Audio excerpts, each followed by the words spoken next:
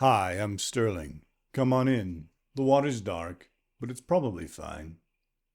Thanks for joining me. This is a story about the alien, the other, and strength.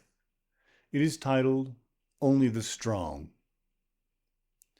She looked up from where she had fallen, there amidst the half-carbonized plain grass of the battlefield, and saw the alien trudging toward her. And now this is it. Now I die, and the suffering will be long. It will want revenge. It came and stood over her, looking down. Or she presumed it was looking, because its head was tilted. She could not see its face through the front plate of its helmet. Its weapon was pointed at her, which was not a surprise. It had clearly stayed alive through long, scorching battle. It must not be stupid. She screeched her defiance, because this was expected. It reared back, but not much. Then, when she did not move to attack, because she could not, even the screech had taken all her breath, the alien turned its weapon round so that it hung from the creature's back rather than its chest. Maybe she had been wrong about the creature being stupid, then. But it looked ready for anything she might do. Strange many-fingered hands held out, and she was weak, that was clear, would be clear to the creature as well. Her own weapon was many paces back. She did not know exactly how far, lying where she had dropped it when the strength had gone out of her arms before her legs. She wanted it badly. She could do her duty then, before she died. The alien bent lower. It was resting on its backward knees. Its helmet faceplate had gone clear. She could see its features, strangely soft for such a hard fighter. Small beady eyes moved back and forth, examining her injuries. She would suffer. She knew it. It was studying how, planning to take advantage of the ways she was already hurt. It reached out with something in the many creepy fingers of its stubby hand. All of it was stubby. It was from a high-gravity, high-starlight world, hence the thick limbs and small eyes. She tried to screech again, but her strength was spent for now. Her vision was beginning to swim. She had lost too much blood. Her implants and fluid bots could replenish blood, but all her liquid ration reserves were gone, had ruptured with the hit she had taken.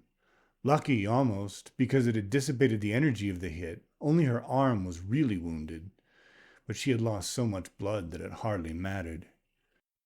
And the creature was touching her arm, right on the wound, something she could not see with the alien's own arm in the way. She hissed in pain, ashamed. She should have had more will, to stay silent. But just keeping her consciousness moving from moment to moment, that took all of it already. The alien made soft sounds, through some speaker in its armor suit. It took a moment for her own system to translate. Hey, yeah, that looks like it hurts. I'm not trying to make it worse, just staunch the bleeding. Sorry. Sorry? Her system must be malfunctioning. No, that was too much for a simple glitch. There must be some cultural context she was missing, some cruel sarcasm. Maybe her system had misinterpreted the tone, not the literal words.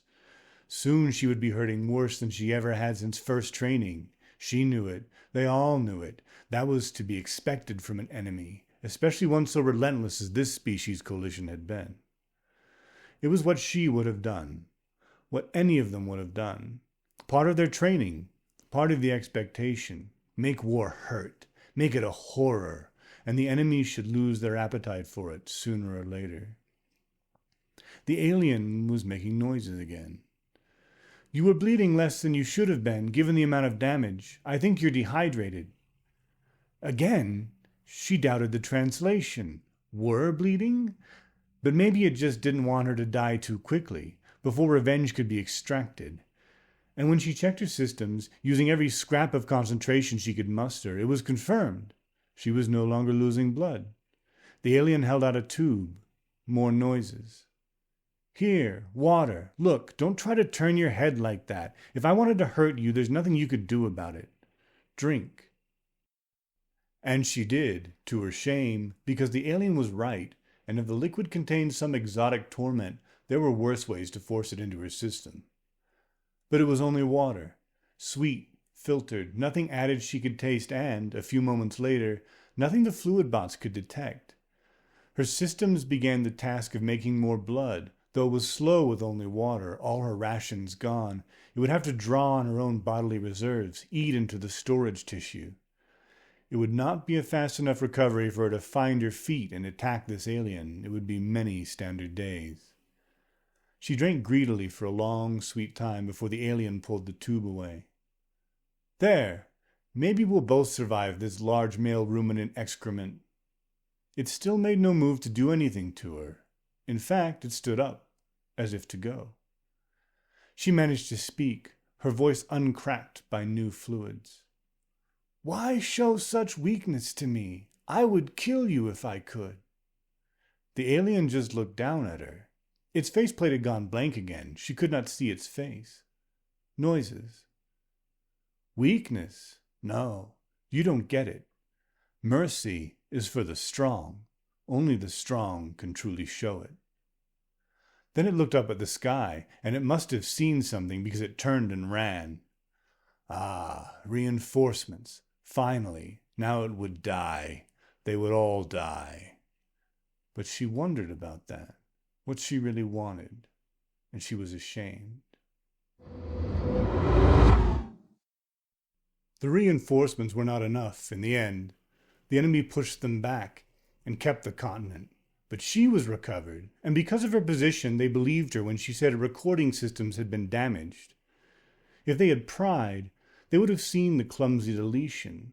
But she was who she was, and she had fought with ferocity and honor, so she was given award ribbons and allowed to heal. The war went on for several standard years, and then her mother died. They came into the chamber as she settled herself onto the seat of command for the first time, and made their genuflections. "We have the colony world's defenses utterly stripped," one of them said. "It is our honor to deliver your very first conquest as queen." "Thank you," she said. "We have made our point. We have fought well. It's time for this war to end. You know it. I know it. My mother was stubborn. The Sapiens Coalition is stubborn. We are all hurting from this, and no real gain is being made. It is time to make an end." They looked between each other, the small crowd of advisors and general officers, a mixture of shame and relief, because she was right. They did know it. "Your mother was a brave and determined woman," one of them ventured. "Agreed," she said. "But now I am queen, and I will be that too, but I will learn from her mistakes. We will end it." "Very well," said the apex general. "After the colony world has been scourged, we will start negotiations." "No," she said. "I'm sorry, my queen," he said. "No, we will give it back. We could scourge this world, but we will not. You will harm not one human or any of their fellows on the surface. We will give it back, untouched." The general fought noticeably to keep his rising anger hidden. "My queen, we cannot show such weakness before negotiations begin." "You are right," she said softly, "but only partly. We cannot show weakness, but mercy is for the strong. Only the strong can truly show it." Hey, thanks for listening. That was Only the Strong, a story I wrote for a future anthology. If you'd like to read more, I have a novel, an anthology, and a Substack linked in the description. And if you'd like to hear more, kindly like the video, subscribe to the channel, and I'll keep you posted.